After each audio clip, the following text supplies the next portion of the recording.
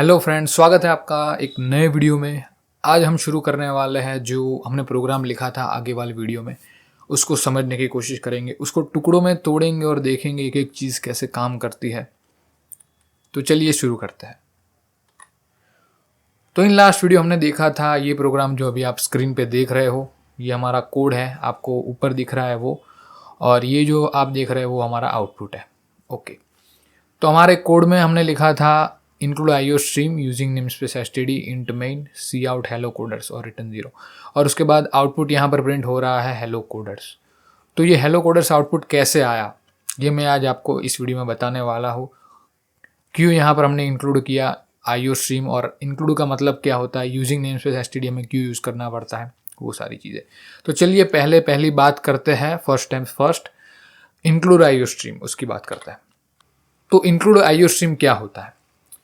अब include IO stream एक library है जो हम यूज़ करते हैं, और वो किस चीज़ के काम आती है, यहाँ पर मैंने पहला पॉइंट लिखा है, आप देखो स्क्रीन पे। IO library is use for taking input and printing output on console, यानी कि जो हमारा टर्मिनल होता है यानी स्क्रीन, उसके ऊपर आउटपुट देने के लिए जो लाइब्रेरी काम आती है वो आईओ स्ट्रीम नामक लाइब्रेरी है। अगर आप उसे इंक्लूड नहीं करोगे तो एरर आएगी। क्यों एरर आएगी? क्योंकि यहाँ पर मैंने दूसरे पॉइंट में लिखा है सी आउट। सी आउट का मतलब होता है विच is printing hello coders on screen. ये जो हमने यहाँ पर प्रोग्राम लिखा है, यहाँ पर मैंने आउटपुट में दिखाया है कि हेलो कोडर्स प्रिंट करता है, तो वो हेलो कोडर्स प्रिंट नहीं होगा अगर हमने ये सी आउट यूज़ नहीं किया होता तो। और ये सी आउट कहाँ से आ रहा है? ये यहाँ से आ रहा है आईओ स्ट्रीम से। तो बात वहीं घूम फिर के आ जाती है कि आईओ स्ट्रीम लगाना ज़रूरी है। तो दूसरा पॉइंट है cout which is printing hello coders on the screen is defined in IO stream.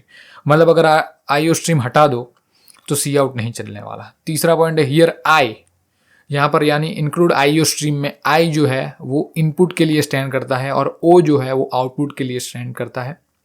यानी दो अलग अलग लाइब्रेरी है आईओ स्ट्रीम में, एक है आई स्ट्रीम और दूसरी है ओ स्ट्रीम। हम दोनों को एक साथ इंक्लूड करते हैं और हम बोलते हैं आई ओ स्ट्रीम, तो जो इनपुट और आउटपुट देने और लेने के लिए काम आती है। If I don't include iostream in our code it will give error, यानी अगर मैं आईओ स्ट्रीम को इंक्लूड नहीं करूँगा तो एरर आने वाली है। क्या एरर आएगी कि सी आउट फंक्शन आप कहाँ से लाए, सी आउट का वैल्यू क्या है, सी आउट है क्या। ओके, वो सारी एरर आएगी। चलिए वीएस कोड में चलते हैं और एरर देखते हैं एरर आती है कि नहीं। तो अब हम आ गए हैं वीएस कोड में। मैं यहाँ पर आईओ स्ट्रीम नामक लाइब्रेरी को हटा देता हूँ। अब रन करते हैं अपना कोड। तो देखो यहाँ पर एरर आ गई है, दो एरर आई है। Cout is not member of STD, cout is not a member of STD.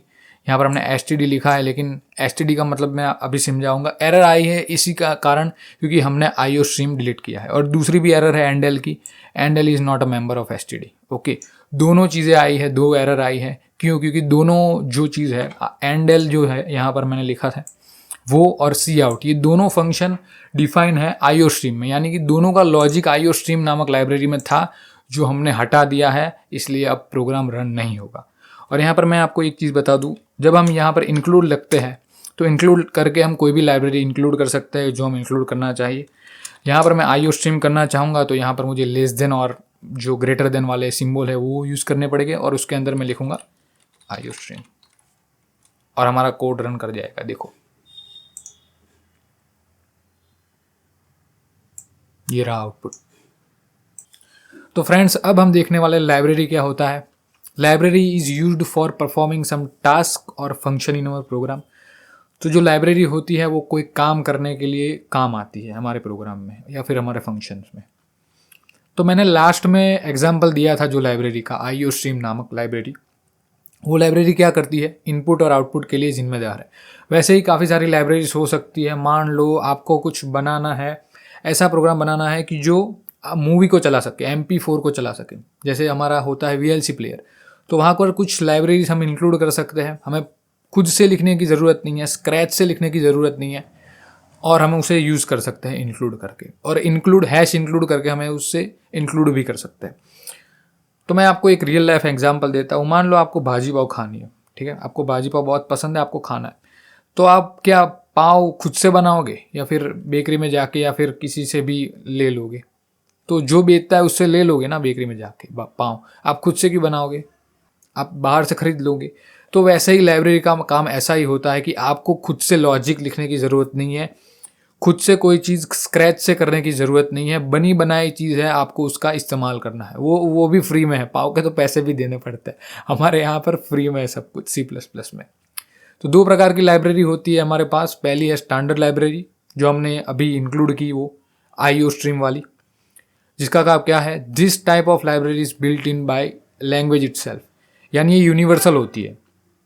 अब कहीं भी चले जाओ, पूरी दुनिया में एक ही C++ चलती है, आपको पता है। नहीं, काफ़ी सारे C++ के वर्जन होते हैं, लेकिन स्टैंडर्ड लाइब्रेरी है। यानी अगर C++ में आप किसी बंदे को कहोगे कि भाई IO स्ट्रीम नामक लाइब्रेरी का नाम सुना है, तो वो कहेगा हाँ, जो इनपुट और आउटपुट के काम आती है। तो स्टैंडर्ड लाइब्रेरी हर जगह सेम होती है, ओके। और यूज़र डिफाइंड लाइब्रेरी लोगों के मुताबिक अलग अलग हो सकती है। लोगों ने अपनी सोच के मुताबिक कोडिंग की, उसके हिसाब से लॉजिक लगाया और उसके हिसाब से अपनी खुद की लाइब्रेरी बनाई, तो उस लाइब्रेरी को कहते हैं user defined library. And this type of library is defined by users और अदर प्रोग्रामर्स। यानी यूज़र नहीं, सॉरी, प्रोग्रामर्स यहाँ पर लिखना था, मेरी गलती हो गई है, आप सुधार देना। This type of library is defined by other programmers, जो अदर प्रोग्रामर होते हैं, या फिर आप खुद से भी लिख सकते हो लाइब्रेरी और इंक्लूड कर सकते हो। हम इस कोर्स में देखेंगे कि खुद से कैसे लॉजिक लिख ले लाइब्रेरी का और उस फंक्शन को कैसे यूज़ करते हैं अपने ही प्रोग्राम में। तो अब हम दूसरे टुकड़े को देखते हैं। प्रोग्राम के पहला टुकड़ा हमने समझ लिया है, दूसरा टुकड़ा है यूजिंग नेम स्पेस STD, उसे कहते हैं यूजिंग डायरेक्टिव। अब क्यों हम यूज़ करते हैं इस यूजिंग डायरेक्टर को, क्या ज़रूरत पड़ गई, क्या आफत आ गई, तो why we use using directive, we use it to avoid naming conflict. काफ़ी सारे नेमिंग कॉन्फ्लिक्ट होते हैं, आपके क्लास में भी होते होंगे, अगर आप स्कूल में पढ़ते हो या फिर कॉलेज में पढ़ते हो।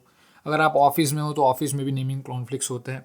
जैसे कि आपका नाम पुकारा जाए और मान लो कि उसी ऑफिस में दूसरे 2 बंदे हैं जिसका नाम आपके नाम के जैसा ही है, आपका नाम ही है, उनका नाम भी। जैसे कि मेरा नाम है धार्मिक, तो मान लो मेरे क्लास में और भी दो धार्मिक है, तो 3 धार्मिक हो गए टोटल। तो अगर टीचर आवाज़ दे के पुकार के भी धार्मिक बेटा यहाँ पर आओ, तो कंफ्यूज होता है भाई कौन सा धार्मिक, फिर हम सरनेम बोलते हैं, फिर टीचर सरनेम बोलते हैं और हम जाते हैं वहाँ पर। वैसे ही हमारे प्रोग्राम में भी दिक्कतें आती है। हम कॉल करना चाहते हैं सी आउट को, लेकिन सी आउट कौन सा सी आउट भाई, स्टैंडर्ड लाइब्रेरी का भी सी आउट हो सकता है और दूसरी लाइब्रेरी जो मैंने बताई आपको, यूज़र डिफाइंड लाइब्रेरी का भी सी आउट हो सकता है। तो कौन सी लाइब्रेरी का सी आउट चाहिए, तो इसलिए हम ये कॉन्फ्लिक्ट को अवॉइड करने के लिए यूज़ करते हैं using directive to tell the compiler that from which library you want that particular function. मैंने यहाँ पर प्रोग्राम में लिखा था सी आउट और मैंने लिखा था ऊपर यूजिंग नेम स्पेस STD। चलिए VS कोड में जाके मैं आपको बताता हूँ एक बार फिर से। तो हम आ गए VS कोड में। अब देखो यहाँ पर मैंने लिखा है STD: सी आउट, ये रहा आपको दिख रहा है। और यहाँ पर मैंने लिखा है STD एंडल। एंडल का क्या काम होता है, एंडल कंपाइलर को कहता है कि भाई मुझे अब आउटपुट एक नई लाइन में चाहिए, यानी कि लाइन ब्रेक के लिए काम आता है एंडल। और यहाँ पर सी आउट किस काम के लिए आता है, सी आउट आता है कंसोल पे आउटपुट प्रिंट करने के लिए। जैसे कि यहाँ पर हेलो कोडर्स प्रिंट हो गए, कंसोल पे आ जाएगा। तो ये जो STD हमें दिख रहा है वो STD ही है, स्टैंडर्ड लाइब्रेरी। हम यहाँ पर कह रहे हैं कि भाई स्टैंडर्ड लाइब्रेरी का सी आउट चाहिए मुझे, तो हम यहाँ पर ये कह रहे हैं। और यहाँ पर हम कह रहे हैं कि स्टैंडर्ड लाइब्रेरी का मुझे एंडल चाहिए, क्योंकि हो सकता है कि अगर आपका प्रोग्राम बहुत बड़ा है तो आपने दूसरी लाइब्रेरी इंक्लूड करके रखी हो। मान लो आपने यहाँ पर दूसरी लाइब्रेरी इंक्लूड करके रखी है, तो कंपाइलर कंफ्यूज हो जाएगा कि कौन सी लाइब्रेरी का सी आउट चाहिए आपको, कौन सी नेम स्पेस का। तो उसके लिए हमें यहाँ पर यूजिंग नेम स्पेस STD भी लगाना पड़ता है, या फिर आप ये लगा दो तो भी चलता है। अगर आप इसे हटा देना चाहते हो तो यहाँ पर आपको एक और चीज़ लिखनी पड़ेगी, वो है यूजिंग नेम स्पेस STD। और भी एक मेथड है जो मैं आपको आगे वाले वीडियो में बताऊंगा। अभी के लिए हम सिर्फ कॉन्सेप्ट क्लियर कर रहे हैं। अभी कोडिंग जब करेंगे तब मैं बताऊंगा कितनी रीत होती है इस चीज़ को अप्लाई करने की, ओके। तो आई होप गाइस आपको समझ में आ गया होगा यूजिंग नेम स्पेस STD हम क्यों लगाते हैं। तो चलिए फ्रेंड्स आगे बढ़ते हैं। अब हम देखते हैं मेन फंक्शन क्या होता है। तो every single C++ program starts from main function, it is mandatory. कोई भी आप C++ प्रोग्राम उठा करके देख लो, वो मेन से ही स्टार्ट होगा। अगर मेन फंक्शन नहीं लिखा होगा और सारी चीज़ें अगर आपने ढंग से लिखी है तो एरर आनी है। चलिए आपको VS कोड में जाके दिखाता हूँ। तो यहाँ पर मैं मेन फंक्शन को निकाल देता हूँ, अब आप देखना एरर आएगी।